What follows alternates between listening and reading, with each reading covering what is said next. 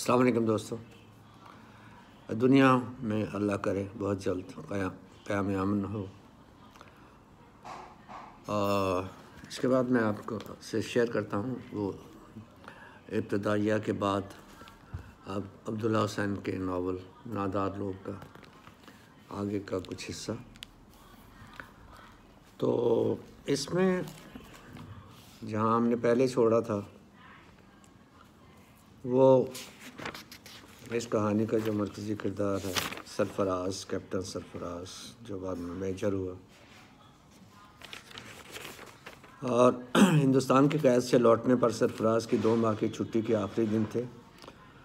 اس کا دوست کیپٹن جمال اس کی یونٹ شہر میں تعینات تھی اور سرفراز جمال کی جیپ میں سوار شہر کی مرکزی سڑک پر جا رہے تھے۔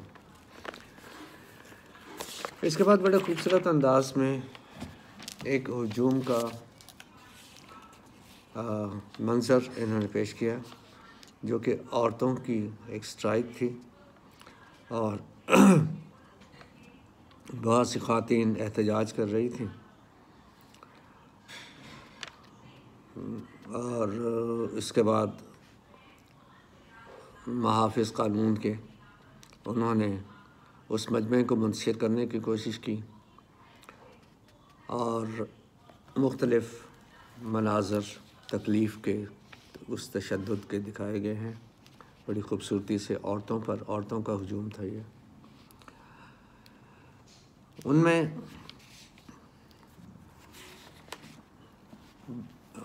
بس بہت خوبصورت انداز میں مختلف مناظر، مختلف تشدد کے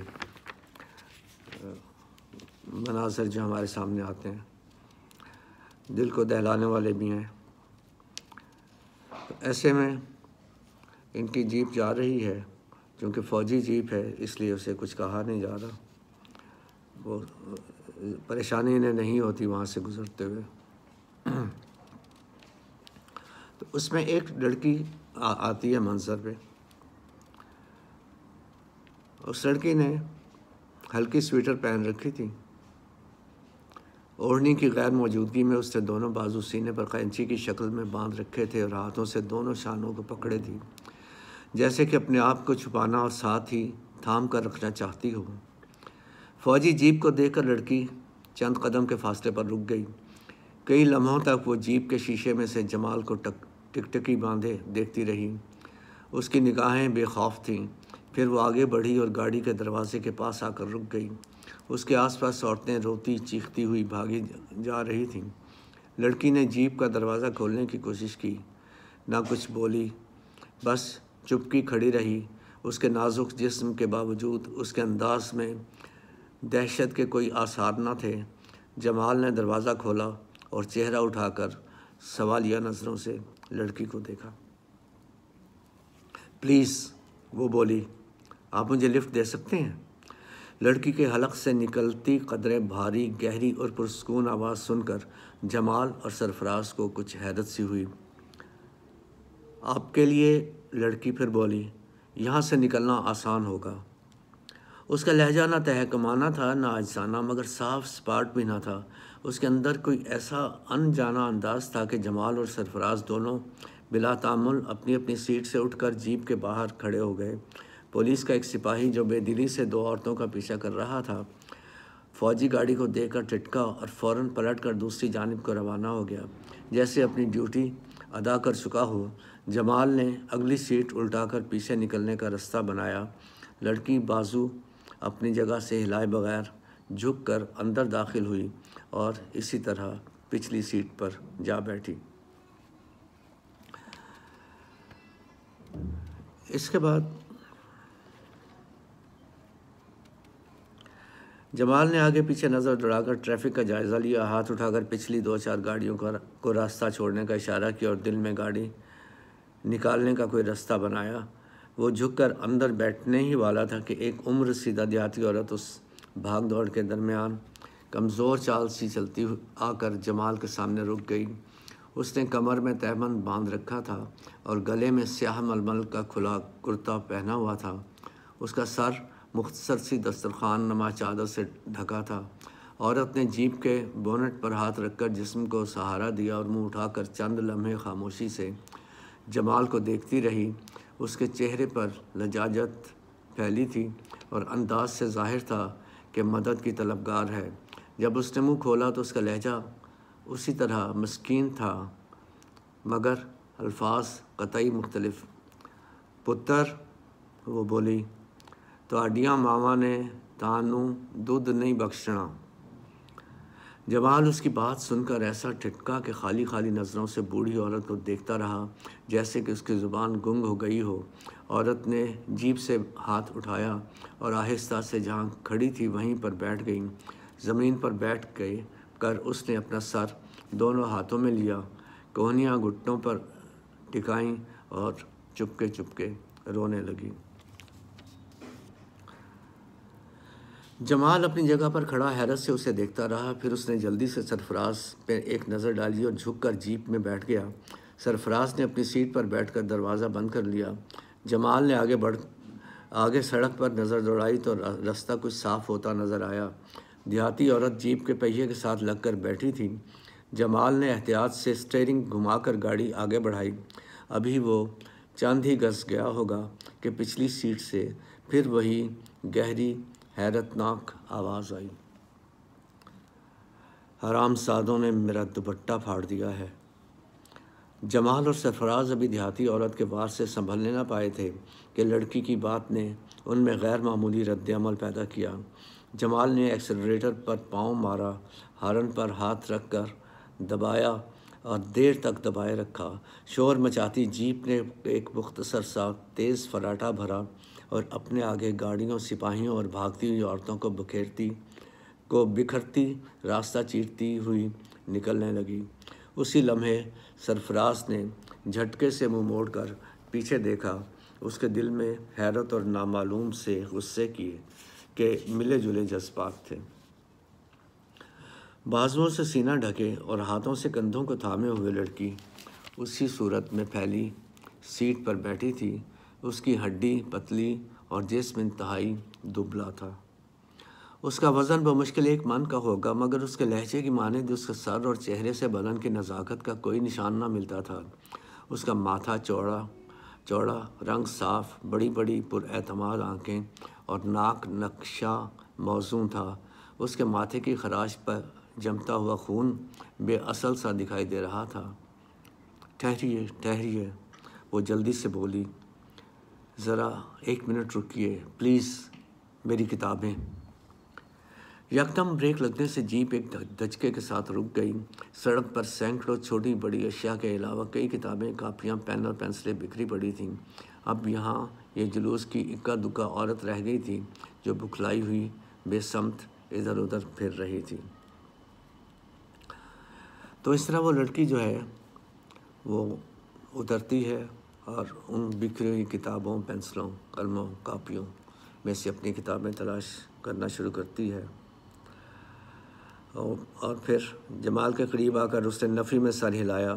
ایک بار پھر وہ کسی چیز کو چھوئے بغیر جھکے اس تنگ سے راستے سے داخل ہو کر پچھلی سیٹ پر جا بیٹھی۔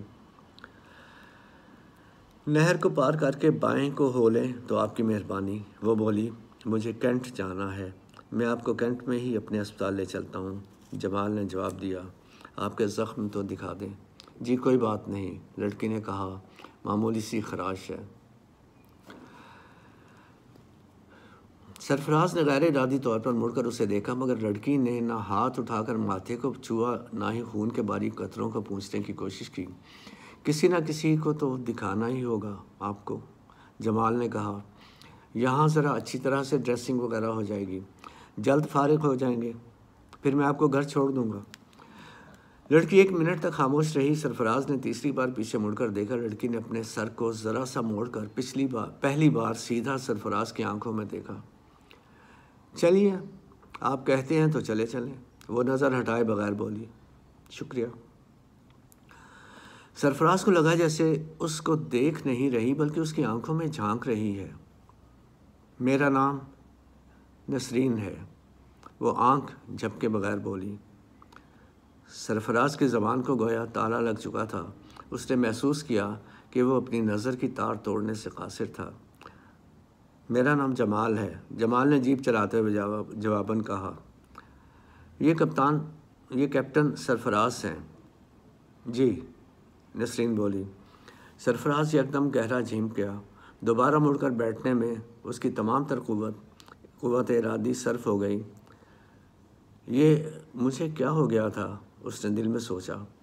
بعد میں جب بھی کبھی اس نے اس بارے میں سوچا، اس کا ذہن اس ایک لمحے پر ہی جا کر اٹکا تھا۔ وہ یہ لمحہ تھا جب اسے اچانک بغیر سوچے سمجھے اور خیال کیے ہوئے اس انجانی لڑکی سے محبت ہو گئی تھی۔ اس کے بعد اسی طرح خیالات جو ہیں آتے ہیں، ماضی اس کی نظروں میں گھومتا ہے۔ پھر وہ اپنے مختلف خیالوں سے لڑتا، انہیں دیکھتا، ان سے لطف اندوز ہوتا، ان پر دکھ کرتا۔ واقعات چلتے ہیں جس میں مناظر فطرت بھی ہیں۔ مناظر فطرت کو بھی بیان کرنا ان کا ایک مہارت ہے لکھنے میں۔ ظاہر ہے بہت بڑے رائٹر ہیں، اور جس چیز کو بھی ہاتھ ڈالتے ہیں اسے بہت سوچ سمجھ کر اور بہت لفظوں کے چناؤ اور مناظر کے خوبصورت مشاہدے کے بعد اسے قلم بند کرتے ہیں۔ تو یہاں پر تھوڑا ہے کہ پہیوں کی کوئی گڑگڑاہٹ اور ڈبے کی ہلچل اس بات کی گواہ تھی کہ گاڑی کئی میل فی گھنٹہ کی رفتار سے حیدرآباد کی جانب رواں تھی۔ یہ گاڑی کا منظر چل رہا ہے، اس کے بعد وہیں پہ خیالات آ رہے ہیں، واقعات ان کی نظروں میں گزر رہے ہیں۔ مگر کھڑکی میں آسمان کا چوکٹا قطعی ساکن اور بے حرکت تھا۔ کبھی کبھار کوئی پرندہ اونچی پرواز کرتا ہوا اس چوکٹے کو کاٹتا تو ریل کی حرکت کا ثبوت ملتا، مگر کئی منٹ گزر چکے تھے اور کوئی پرندہ نظر نہ آیا تھا۔ ساکت و جامد آسمان سرفراز کو اس حرکت سے، جسے وہ اپنے بدن میں محسوس کر رہا تھا، الگ رکھے ہوئے تھا۔ کچھ دیر کے بعد وہ گھبرا کر اٹھا بیٹھا۔ جیسے ہی اس کی نظر زمین پر پڑی، اسے محسوس ہوا گویا اس کا توازن بحال ہو گیا ہے۔ بھورے رنگ کی ریتیلی زمین اور اس پر اگے ہوئے مٹیالے درخت، پست قد جھاڑ، آموں کی گہرے اندھیرے والے سیاہی مائل سبز باغ، گندے پھول کے جوہر، اس کے اندر نہاتی ہوئی بھینسیں اور ان کے کنارے جلی ہوئی جلدوں والے بچے، کہیں کہیں چٹیل میدانوں سے اٹھتے ہوئے گرد کے بگولے، اور سورج کی آگ کے آگے منہ سر ڈھکے پگڈنڈیوں پر چلتے ہوئے اکا دکا مسافر فراٹے بھرتے ہوئے پیچھے کی جانب اڑے جا رہے تھے۔ انہیں دیکھتے دیکھتے سرفراز کا دو لخت ذہن یکجا ہونے لگا۔ چند ہی منٹ کے اندر اس کے دل کی بے چینی کم ہو گئی۔ آدھ گھنٹے کے ہلکورے لیتی ہوئی نیند اور خوابوں کی بے لگام جھلکیوں نے اس کے فہم اور بدن کے درمیان جو دراڑ ڈال دی تھی، زمین کی رفتار نے اسے بھر دیا تھا۔ اس کے بعد اسی طرح خیالوں کا سلسلہ چلتا رہتا ہے، اور پھر ایک پیر صاحب اور کا واقعہ بھی ان کے ذہن میں آتا ہے۔ مکھیوں کی اڑان کا ایک منظر ہے، وہ چلتا ہے۔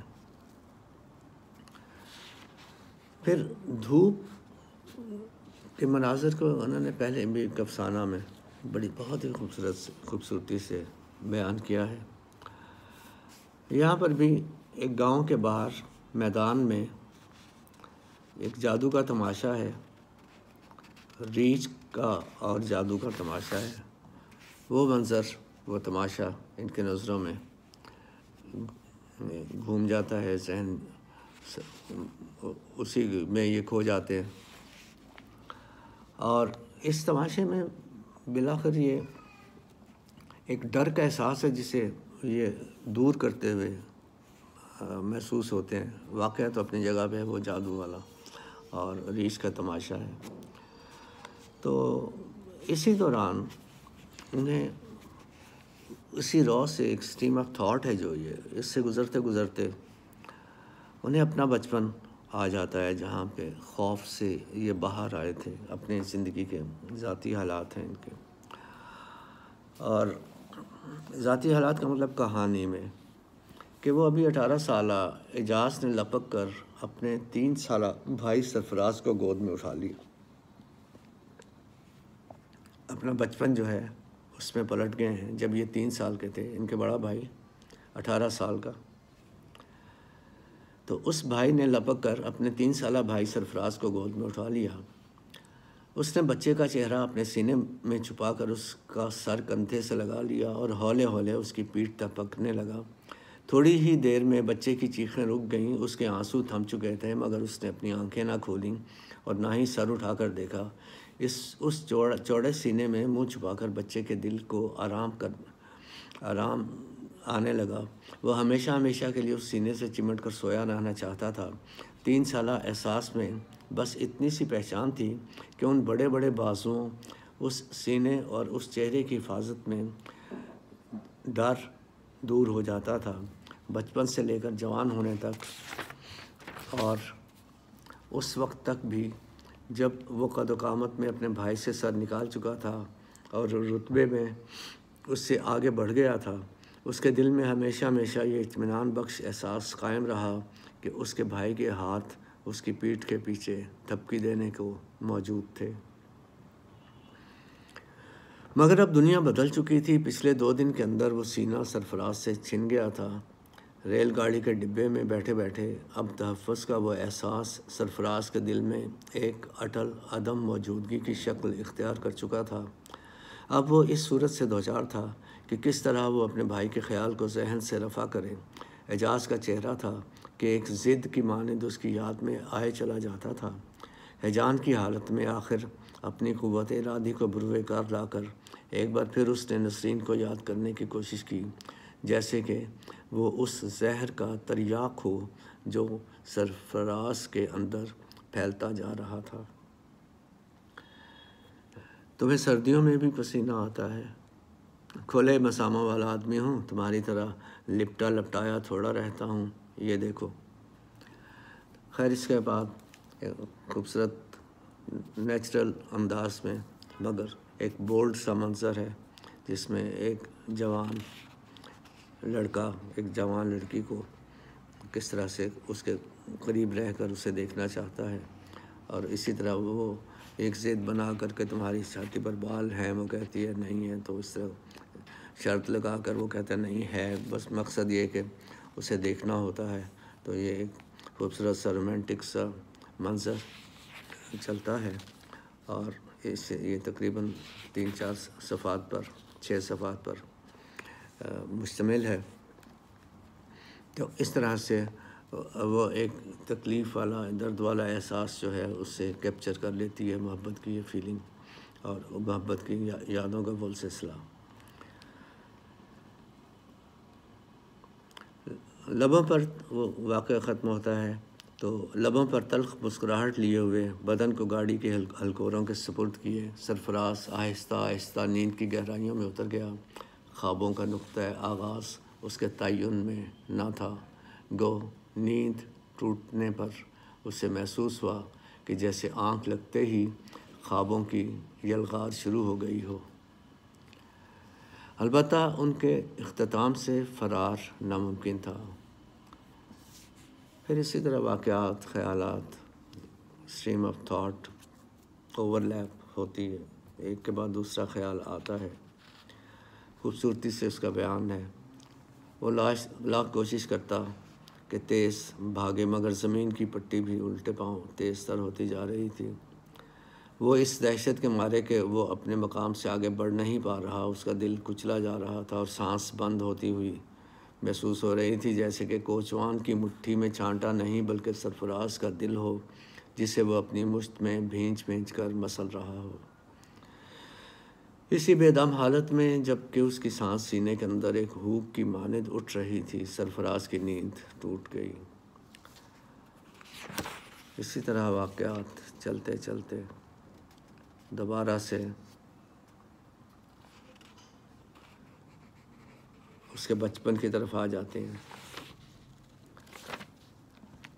اپنے والد کا بھی اس میں پھر یہاں پر ذکر شامل ہوتا ہے بھائی کے ساتھ۔ یہ کھڑکی گاؤں کے ایک مکان کی تھی جس کی چوگاٹھ پر ہاتھ رکھے ایک 8 سالہ بچہ مبہوت کھڑا باہر کالی رات کو دیکھ رہا تھا۔ اس کے پشت پر اس کا 58 سالہ باپ چارپائی پر پڑا اپنی زندگی کے آخری لمحوں کے بیچ اٹکا ہوا تھا۔ اعجاز اس کا بھائی ہے، ذکر کیا۔ بابا جی، اعجاز اپنے باپ کا ہاتھ تھامے چارپائی کے کنارے بیٹھا تھا۔ آپ کی عمر بڑی لمبی ہے، ایسی باتیں نہ کریں، مجھے دلاسا نہ دے، بوڑھے نے بمشکل الفاظ ادا کیے۔ میری بات دھیان سے سن بابا جی، اللہ آپ کا سایہ ہمارے سر پر ہمیشہ۔ تیری ماں تو سرفراز کے پیدا ہوتے ہی اللہ کو پیاری ہو گئی۔ اب وہ تیرے پاس تیری ماں کی امانت ہے۔ زمین گہنے رکھ کر تجھے پڑھایا، تیرا بیاہ کیا، پہلے زمین کو چھڑانا۔ بابا جی، 4 سال سے نوکری کر رہا ہوں، پیسے جمع کر لیے ہیں، بس تھوڑی کسر رہ گئی ہے، سمجھ لو کہ زمین چھٹ گئی۔